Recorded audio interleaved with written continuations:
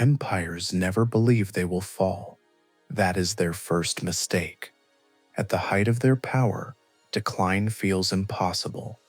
Borders stretch wide, armies stand disciplined, wealth flows inward. History seems conquered. Leaders speak of destiny, legacy, and eternity, but permanence is an illusion. Every empire that ever existed thought it was different. Everyone believed its strength was proof of survival, and everyone was wrong. Empires are not destroyed by time alone. They are undone by the confidence that time is on their side. In the beginning, empires rise because they adapt. They respond to pressure. They solve problems faster than their rivals. They reward competence. They punish weakness. Survival sharpens decision-making. Every choice matters. Every failure teaches. But success changes this mindset. Once threats fade, urgency disappears. Systems built for survival become systems designed for comfort. Leaders stop asking what must change and start defending what already exists. Power slowly shifts from being a tool to being an identity. Criticism becomes dangerous. Dissent is reframed as disloyalty. Reality is filtered to protect authority. The empire still looks strong, but internally it begins to rot. Expansion slows, not because enemies are stronger, but because initiative weakens. Institutions grow heavy. Innovation becomes risky. Reform threatens privilege. The very structures that once enabled growth now resist change. This is the paradox of empire. The traits that create dominance eventually undermine it. Stability becomes stagnation. Order becomes rigidity. Confidence becomes blindness. Meanwhile, the world outside does not stop moving. New rivals learn faster. New technologies appear. New ideas spread. Empires that once shaped the rules now struggle to understand them.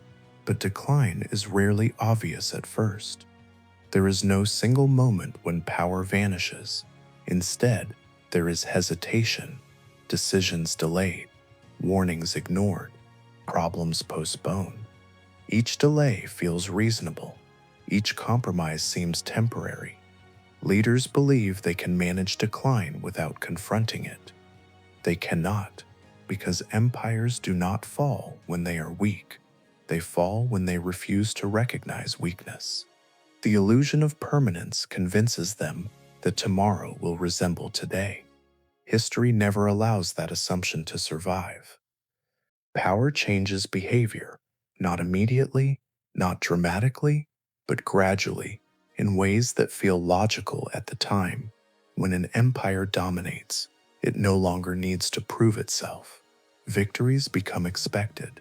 Losses become unacceptable. Leaders surround themselves with reassurance instead of truth.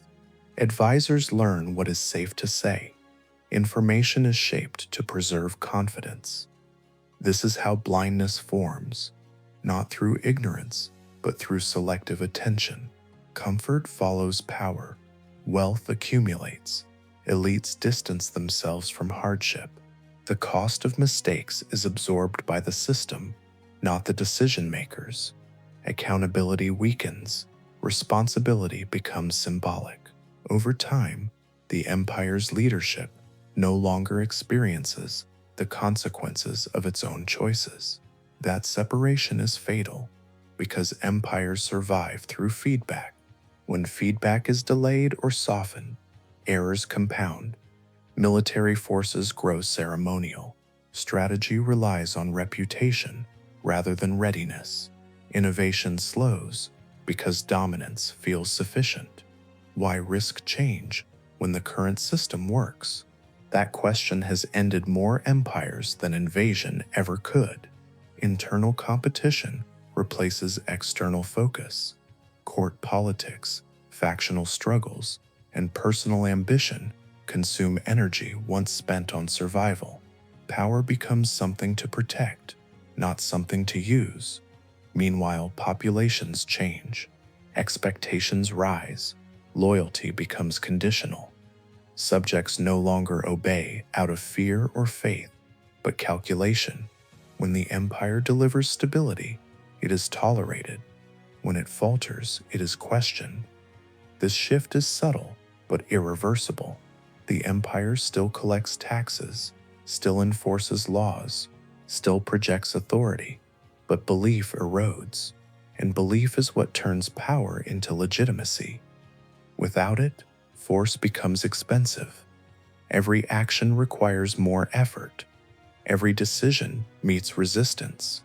At this stage, reform is often discussed, commissions are formed, plans are drafted, speeches are delivered, but reform threatens those who benefit from the status quo. Resistance comes from within. The empire hesitates between change and tradition. It tries to preserve both. That compromise satisfies no one. Reform without conviction weakens authority. Tradition without adaptation suffocates progress. The empire enters a cycle of partial solutions and postponed decisions. Decline accelerates, not because leaders are incapable, but because they are constrained by the system they inherited. Power has made them cautious. Comfort has made them slow. Blindness has made them late. As internal weakness grows, external pressure increases. Rivals test boundaries. Allies question commitment. Economic conditions shift. Trade routes change. Resources strain. The empire responds, but always a step behind. Each response addresses the symptom, not the cause. Military defeats become more frequent, not catastrophic at first, just enough to damage confidence. Provinces grow restless. Local leaders act independently. Central authority weakens. Control becomes negotiation. Negotiation becomes dependency. The empire begins to fragment. Identity replaces obedience. Communities once unified by empire now seek autonomy. Nationalism, ideology, or local loyalty fill the vacuum left by fading legitimacy. The empire tries to hold everything together. It tightens control in some areas, loosens it in others. Inconsistency spreads confusion. No one is sure where authority truly lies. Reform efforts intensify under pressure. Laws are rewritten. Institutions reorganized. But reform imposed during decline feels like surrender to many and too little to others. Traditionalists resist change. Reformers demand more. The state stands between competing futures, unable to fully commit to either. This indecision is costly. Wars accelerate decline. Each conflict drains resources and morale. Victories are rare. Defeats reshape borders and expectations. Foreign powers intervene, not to save the empire, but to manage its collapse for their own benefit. Influence replaces invasion. Debt replaces conquest. Sovereignty erodes quietly.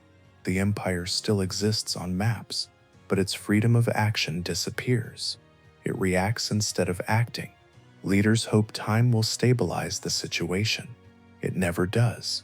Time amplifies decay because problems ignored do not remain static. They grow.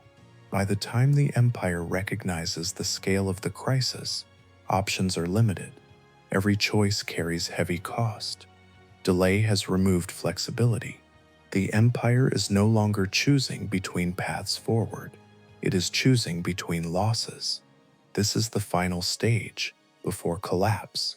Not dramatic destruction, but exhaustion. Systems still function, but barely. Authority still exists, but hollow. The empire survives in form, but not in strength, and history prepares to move on. Empires rarely end in fire. Most fade, exhausted, fragmented, outpaced. Their fall feels sudden, only in retrospect. In reality, it was slow, deliberate, and avoidable. This is the pattern history repeats. Rise through adaptation, dominance through competence, decline through hesitation, collapse through delay. Empires do not die because enemies are strong. They die because decisions are made too late. Power creates responsibility. When responsibility is replaced by comfort, decline begins. Tradition can guide, but it cannot replace adaptation.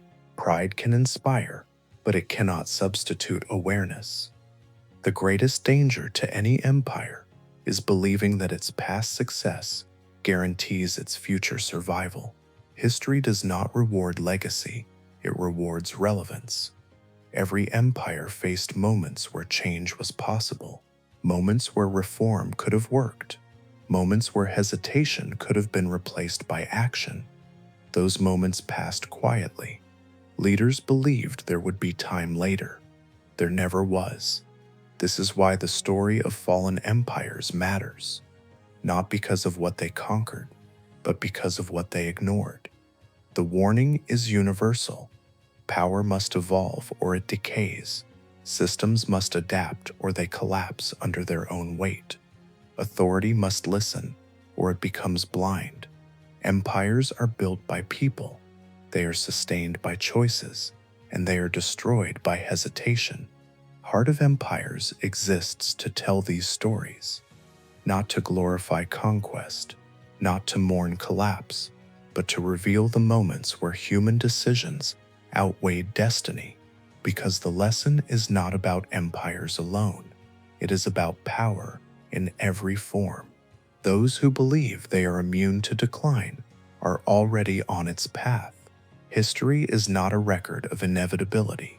It is a record of choices, and the greatest empires did not fall because they were destined to. They fell because they waited.